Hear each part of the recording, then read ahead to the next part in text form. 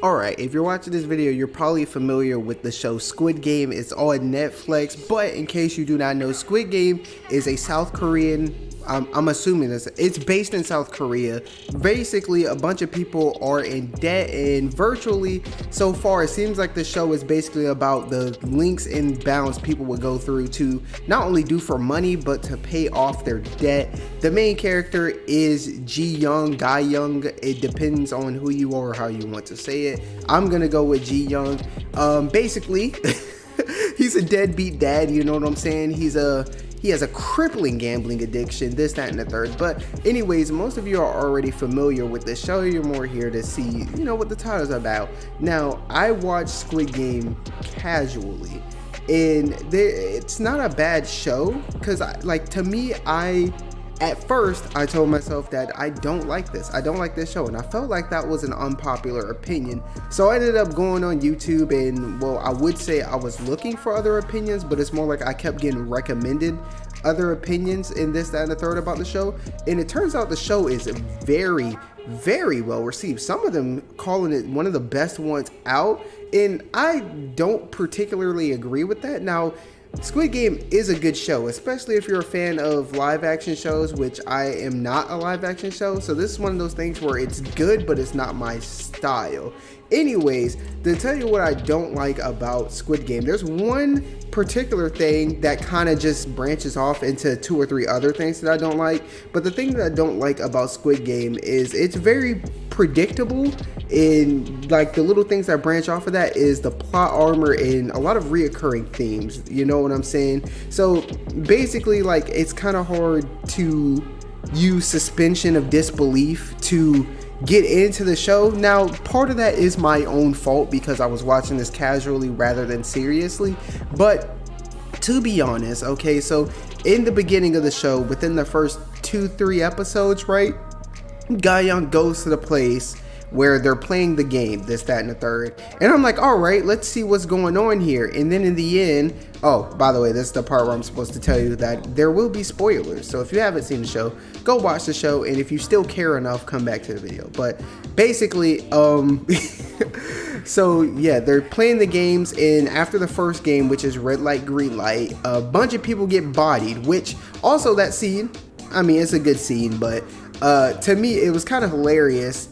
Like, if you see somebody, if you're playing red light, green light, and the dude who, fails, and you see him get shot for moving, what possesses 200 other people who just saw a dude get shot from running to start running? Like, it made no sense. It was just, that's just the prime definition of mob mentality or something like that in a bad way. I don't know the exact wording for it. But nonetheless, basically, at the end of that game, with 5 to 3 seconds left, Guy Young crosses the finish line, right? And I was like, cool, nice scene, very heart-wrenching. If you're into it, that's cool. But this is when I decided that, this is when I was just like, oh, okay, whatever. This is when I started to dislike the series and started to make sure I watch it casually into where I couldn't get into it, is in the scene where they're playing the honeycomb game, where they have to take out the shapes from the honeycomb, right? Obviously right now I'm feeling like Guy Young has plot armor because he didn't get bodied, despite the fact that he literally tripped and fell during the red light, green light phase, and some random dude out of nowhere grabs him and keeps him from getting bodied, right? So he figures out how to, beat the honeycomb game with around 3 minutes left in the game. And yet, despite him figuring out how to do this, how to beat it with 3 minutes left, it still comes down to the last 10 seconds for him to actually pull it off. And I was like, what? I was like, come on, bro. Like, it shouldn't take him that long to, you know what I'm saying? Like, he's licking a fucking cookie for 3 minutes straight. It makes no sense. So the plot armor kind of threw me off there, and that's like one of the things that I just don't, it's just predictable. Like, after the first 2 scenes, it shows you that no matter what happens, Guy Young is gonna survive. And I feel like I've kind of been spoiled with this whole unpredictable thing by watching animes like Attack on Titan, who will show you characters and just body them. I also do have to give credit where credit is due.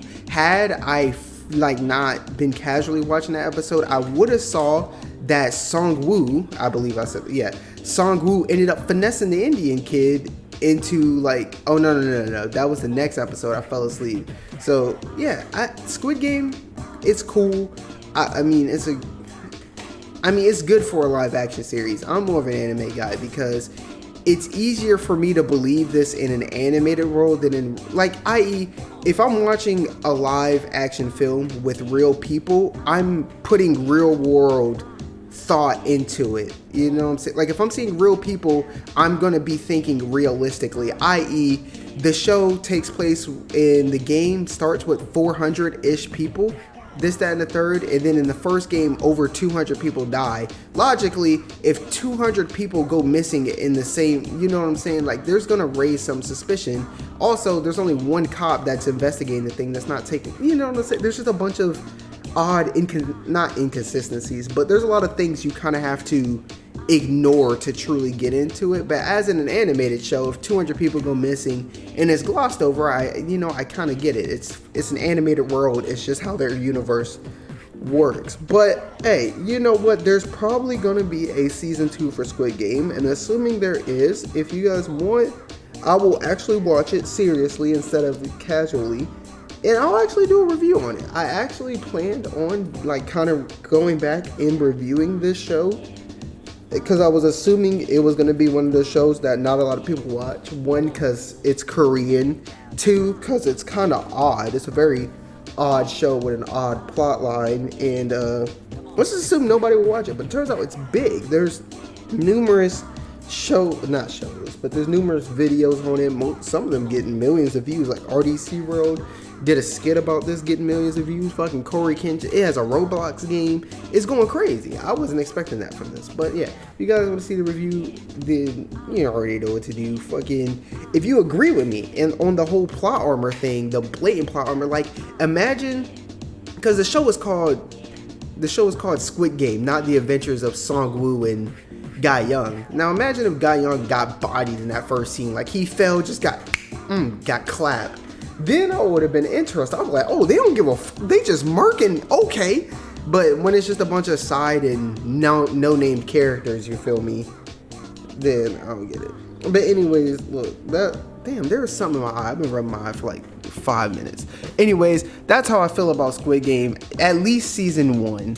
But yeah, y'all tell me how y'all feel in the comments. Anyways, if you know, man, because we know we up next. Sponsored by Atari.